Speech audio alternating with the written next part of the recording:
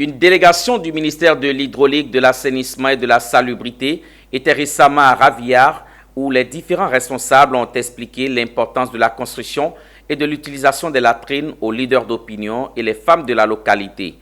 Lors de cette rencontre, le sous-préfet de la localité a invité les populations à construire et à utiliser les latrines, permettant entre autres d'éviter la défection en plein air, source de nombreuses maladies. C'est la sous-préfecture de Raviard qui a accueilli ce séminaire sur la contribution de latrines, l'hygiène et la lutte contre l'insalubrité.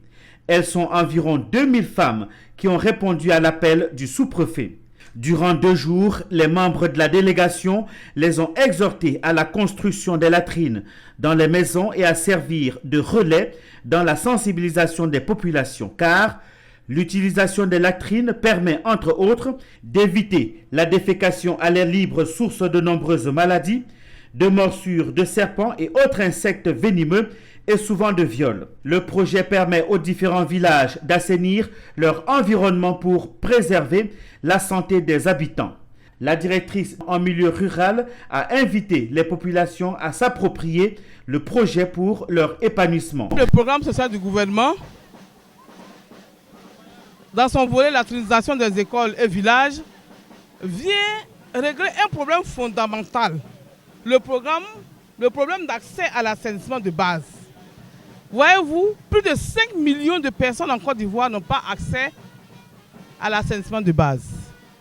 Nous sommes aujourd'hui à Raviard. Nous avons fait une forte mobilisation des femmes pour les sensibiliser. Depuis notre arrivée le 20 janvier 2023 à la tête de la circonscription de Raviard, nous avons jugé utile de mettre en place des comités par quartier et des comités dans tous les villages, à l'effet de pouvoir mieux lutter contre la défécation à l'air libre et surtout l'insalubrité dans notre localité. À la fin de la rencontre, la délégation a visité les chantiers de développement de la sous-préfecture tels que le barrage en construction.